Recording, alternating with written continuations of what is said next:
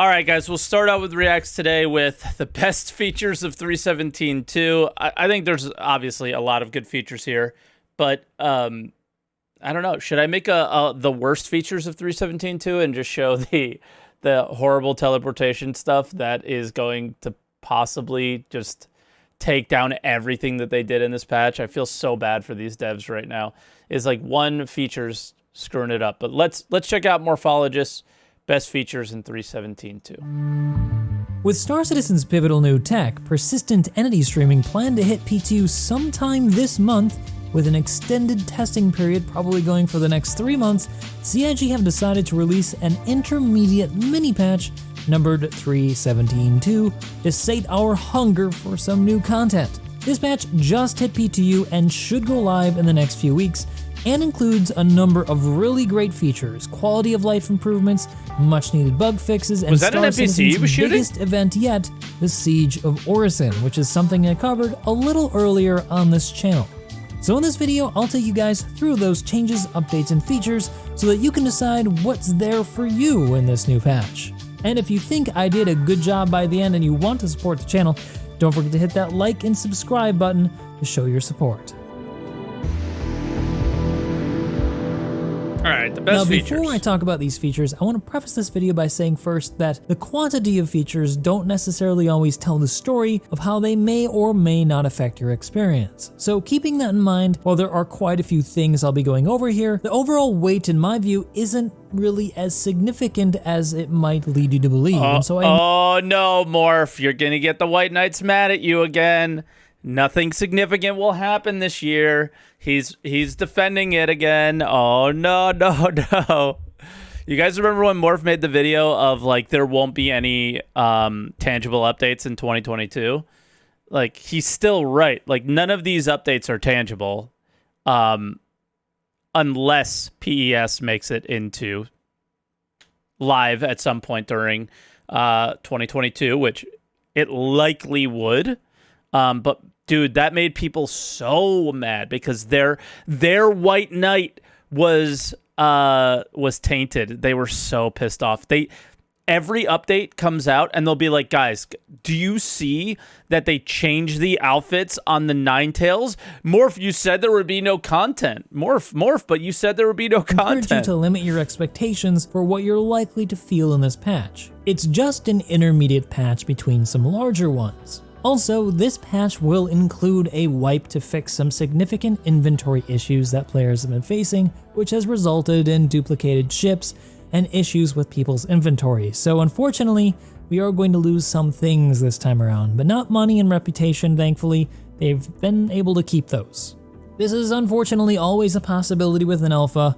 It's just unfortunate that it has to happen again so soon. But anyway, guys, let's begin with— It's so funny because some games really thrive on wipes and some games really struggle with them. I feel like Star Citizen's somewhere in between. Obviously, people that earned, that are starter ship only owners and earned their ships through the game, I kind of feel bad for them for that. But then that's the account that I enjoy playing the most, and I'm really looking forward to the wipe and starting fresh. I actually wish that they wiped my reputation as well to start over from scratch. I would love to just be at 0 and go from there again. I don't know. That's my most enjoyable moments in Star Citizen because they're the only moments where money matters. The features beginning with the smallest and ending with what I think are the biggest. Let's begin with some bug fixes, because every patch brings them, but this one includes a really big one, which fixes an exploit that allowed players to call someone and receive that player's location without that player's consent. Have we proved? Do we know that this is fixed? And some stream sniping, so it's good to see that this was finally addressed. There are a number of other really great updates and bug fixes, so be sure to check the full list if you're interested. I'll post it down in the description below. A link, not Not all the bug fixes, just a link to it. Stepping up the impact, there were a number of quality of life improvements, beginning with food and drink, which can now be purchased in bulk through I have no idea. shopping kiosks.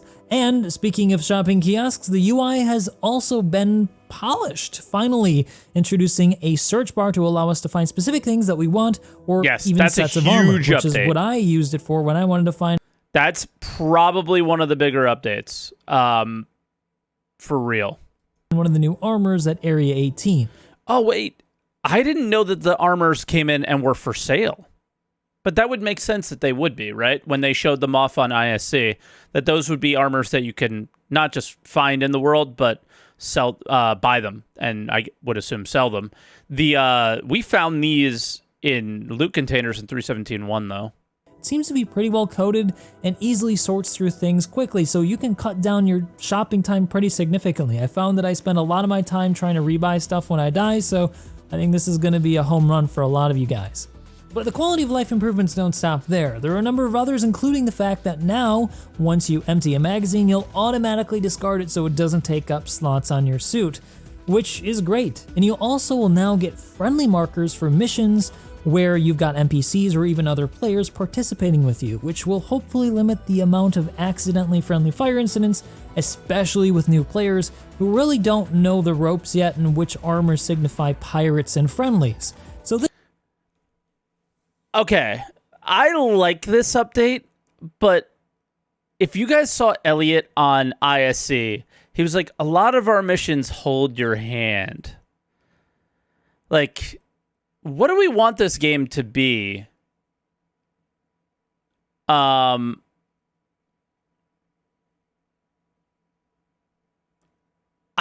don't want it to be like handholdy like this. Like, that's exactly, it's becoming like this casual, really, really casual game. And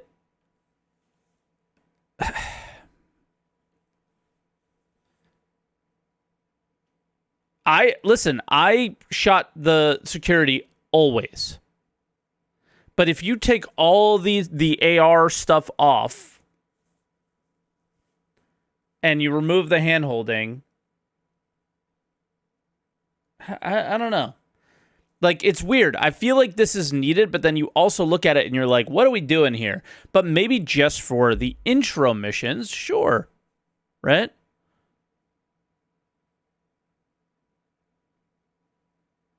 Yeah, this is affecting Jumptown. So you could see these little markers on the Jumptown missions, which is crazy. So anybody who has the Jumptown mission, you see their marker. And anyone who doesn't, you don't. But it's, yeah. This is a weird thing. This is a little bit of a dilemma that I have. I don't know if this is good or bad. I feel like this game shouldn't have things like this. Yeah, if we made the visuals of the outfits better and didn't make them, so artsy or whatever, and made it for an actual fucking video game, maybe then we wouldn't have such a big problem. They should make events and missions a whole lot easier to navigate. The Blade also saw a rebalance. This is a Vanduul alien ship, which is really cool looking, but has been pretty much absent from the PvP field for some time because it's just really not that good. So I think it still will be. They increased its weapon velocity, increased its wing hull health to stop the wings from falling off, and changed its handling characteristics to bring it more in line with other ships in its class. I can't really say though if this makes the Blade good because I'm not really a high-end PvPer. There are some big issues that I can still see with it though, such as with its limited capacitor pool and terrible red UI that make it really hard to use a lot of the important HUD elements. So can you change the weapons on it though? They still have some work to do on this thing. It's also not gold standard. It's missing a lot of other features, so it's not quite there, but it's nice to have this.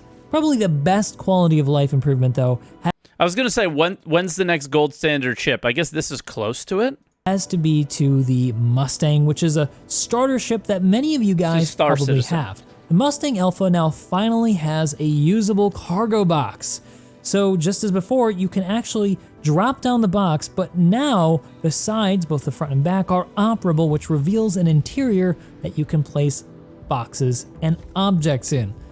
This now I makes mean the a ship rework. capable of doing box missions, opening the door to new players to experience a great deal of content that they were previously unable to do. One bonus to this is that you can actually step inside the cargo box and access the ship's local inventory, which allows you to store a number of additional items Oh, that that's you cool. loot. So it's now actually a pretty decent starter ship. To be clear here though, this isn't a gold standard pass, and the Mustang is still missing a number of other important features present on gold standard ships, such as things like a gun rack and accessible components. So CIG wanted to let us know that this is a stopgap measure and that they have some better solutions planned in the near future. Why didn't Hopefully they that do it for includes the a gold standard Aurora, pass though? on the Mustang and the Aurora, but we'll just have to see. I think though that this highlights the importance of constructive community feedback. I can say with 100% certainty here that without your constructive feedback, they wouldn't have tasked people to go and fix this ship. So don't stop putting together well-considered and constructive posts on important issues so we can get more of these really important problems fixed, especially those issues which affect a Like theaters of war, guys. wide range of new players. Moving on, the Scorpius has also seen a little bit of a change. It's been nerfed in atmospheric flight because its top speed was faster than anything else, including the Arrow, for some reason. Unfortunately though, they haven't addressed the acceleration issue with it, which makes it much worse than other heavies in its class, such as with the Vanguard and Hurricane, so hopefully they still come back and rebalance it. A potentially even larger quality of life update though is an update to player and AI networking, which aims to improve Morph, what? Okay, hold on.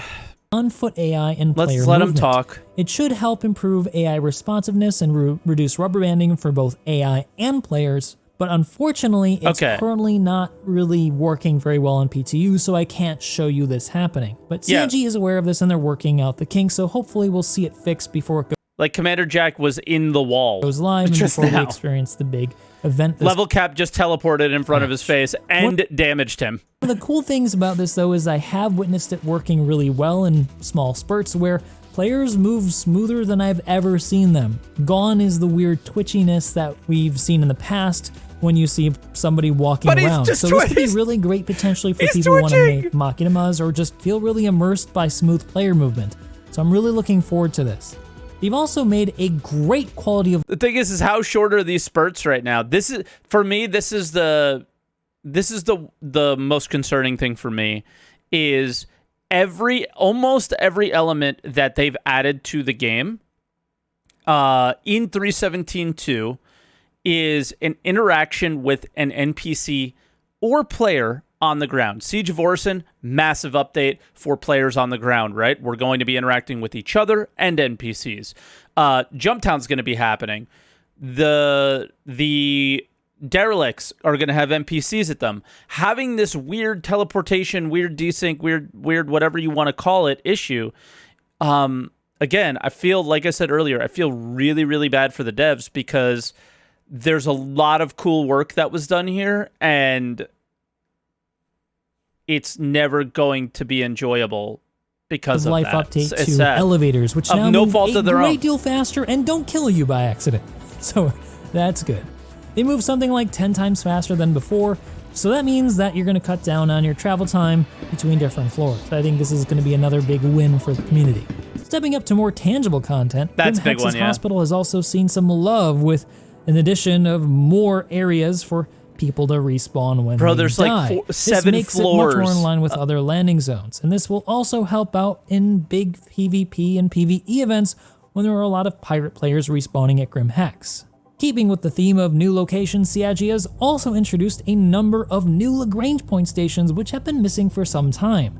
They include new refineries in some cases and mining areas, so there is more stuff to explore and potentially more mission areas. The new ones are Mike L2, Mike L5, Mike L4, Mike L3, and Crew L2, demonstrating the power of CIG's automated tools for kit bashing new stations, so well done landing zone team. Speaking of stations, I'm CIG imagining has revised Crew L2 is every the single refinery. station in the Stanton system, excluding LSR, introducing small and medium hangars.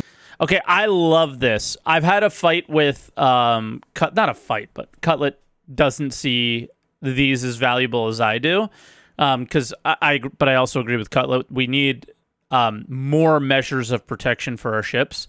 But I love the hangar update.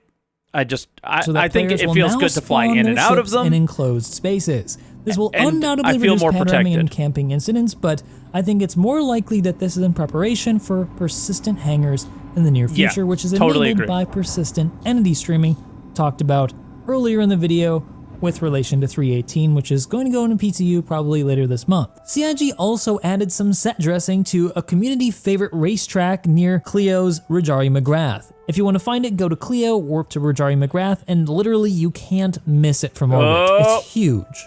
You'll also now be able to find 3 new sets of armor in-game that are variants of the Morozov Heavy Armor set. That's that fabric armor that you've probably seen around. I've They're never had pretty that neat. happen, Bob. The red one is probably my favorite, and you can find that one at Area 18. There's also a lootable Grey Cat salvage backpack and prep for 3.18, but that's only in the loot table, and I've not actually found that one myself. So if you guys have, let me know. Stepping it up once again in Impact, 3.17.2 is finally introducing some new missions. And on that side, CIG have introduced a new illegal collect and delivery mission. For some reason, this was advertised as a completely new feature, but we've actually already had illegal delivery missions Yeah. for some time. I think what they're really saying here is that they're just introducing more, not And- new ones altogether. Apparently, these also reputation? now tie into the reputation system, Yeah. so that is certainly new. They've also changed the way combat service beacons work. That's the new feature tied to Quanta, where the Quanta AI are spawning these sort of protection missions that you can do. They're space combat missions. They're now tied to reputation and have 10 levels, with the upper levels paying out really big and requiring big groups of players to complete. So this is actually pretty exciting, and I'm hoping this will make for some great group combat with my org. Perhaps one of the most That'd be interesting cool to of do the with the features org. that they've added, though, are a handful of new points of interest that This is are my tied favorite to some spot. new tech and missions. So These cool. include the new derelict colonial outposts, a feature that we've seen talked about on ISC and their developer posts, which were supposed to be a part of Pyro, but are now going to be part of Stanton as well. There are 5 of them total in this patch, all on Microtech, and they can be found through delivery missions. They are also going to feature Star Citizen's first implementation of planetary nav mesh, which is a tech that allows CIG's mission team to deploy AI on the surface of planets and moons for us to fight. This is a really, really important tech, and it's going to tie into the future of much more missions and hopefully fauna as well. Unfortunately though, the current PTU doesn't have the AI working very well. They work about as well as the AI in bunkers, so they might not shoot back, at least for now. Hopefully their networking fixes that they talked about are going to fix this before it goes live. But I mean, I'm gonna have to. yeah, I think Morph's about to disagree with himself there, but I think that that's a post-meshing kind of thing, not now. Just wait and see. The locations are pretty cool to explore, and they make the world of Star Citizen feel just a little bit more lived in. They're not quite as big though as I thought they were going to be, especially because the developer post showed much bigger ones, but this is really cool, and for a first implementation, it is something fun to explore. I'm looking forward to seeing more of these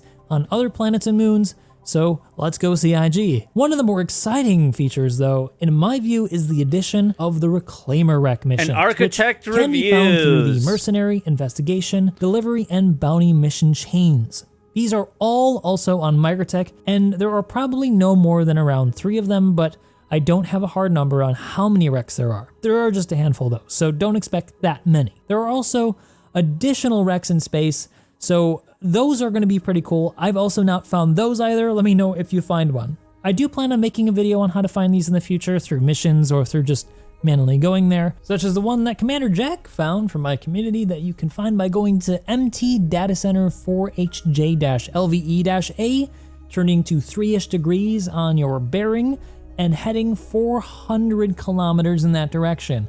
You'll arrive at a sea of green with a lonely mountain that has It'd be nice if there was a coordinate share and just system. Yeah, for sure. But it also would make things too easy. next to that, you'll find the Reclaimer Wreck. So be sure to head on over there if you wanted to see one of those for yourself and you weren't able to get the mission yet. These missions are really, Look at really the cool. They feature a NPCs, good see number what I of mean? NPCs that you can fight, some puzzles, and obviously some loot that you can find in some of the nice loot boxes, such as the gold and red ones. And the higher level missions will also have additional NPCs coming in on landing ships, showing off Star Citizen's first implementation of AI-flown ships acting as dropships for AI infantry. So this is a really cool use of the AI nav mesh, plus the AI's ability to fly ships. I've not yet seen this myself though, so I'm gonna have to wait on this one to show you, and I will definitely upload a video when I do see it myself. We've also got a new space hijacking mission called the Black Kite. I still haven't got this yet. It's kind of like the 890 jump mission and the Caterpillar mission that you may have done before, and it can be found in your personal tab, so not in the main mission tab. This new mission has a chance to spawn in the Microtech area, and when you find it, you'll be tasked with boarding a Nine-Tails pirate reclaimer called the Black Kite, where you'll have to clear it out of all the nasties, and then complete some tasks on board, finishing the mission in a big culminating ending where you have to self-destruct the ship. We had a lot of fun doing this, so I'm sure you will too if you're able to find it. Finally, the highlight feature of 3.17.2 Wow, he just spoiled the fucking mission for me. Is actually an event called the Siege of Orison, and it takes place on Crusader's gas giant. This will involve a massive assault on multiple new Orison platforms where you'll be given the duty of clearing out the Nine-Tails gang. This event will begin in an FPS-only assault via the provided transport on the rooftop of the Crusader showroom on the main Cloudview platform in Orison, and will ramp up as you can start borrowing ships to fight the Nine-Tails, and will crescendo in a big epic showdown. That's just too cool to spoil here. So I'm probably going to make a video on this to show you the whole thing when it comes out, but for now, I want to leave it as a surprise for you guys. I'm probably most... Oh yeah, leave this as a surprise, Morph. Yeah, leave this one as a surprise. Okay. Excited for this event of all this stuff because it promises to be the biggest one that CIG have ever done, with the most amount of content to excite backers. In reality, like how many times... Okay, you can only do the Reclaimer mission once, and then it will become repetitive. Like, it's really not that big of a deal. I'm just playing around. Overall then, while it's an intermediate patch, there are a good number of things to sate the hunger of backers until the bigger release of 3.18 to live later this year. It demonstrates some of the important tech that CIG have been working on, like planetary nav mesh, which will enable more future missions with AI on the ground. It also gives us cool new locations to explore and some great new missions to try them out in. In the grand scheme of things though, it's only a taste of things delivered through just a handful of missions in the Microtech area, most of which will require you to do a great deal of grinding to unlock with the reputation system. Despite that, in my view, it's still an exciting patch worth checking out, and will definitely be a breath of fresh air for those starving for more FPS content, other than the lame bunker missions that... This was like kind of like the FPS patch a little bit, but not... I mean, we're still really far away. But I'm glad that they fixed the reload bug. That's probably one of the bigger ones. We've been doing for like, what, 4 years now? So, I'm excited for it. But what do you think? Is this something that is going to affect you? Are you looking forward to a particular feature in this patch? What are you most excited for? Let me know down in the comments section below. And as always, Siege of Orison, if you like this video and you want to see more, you know what to do. I've been Morphologis. See you in the next one. Epic music.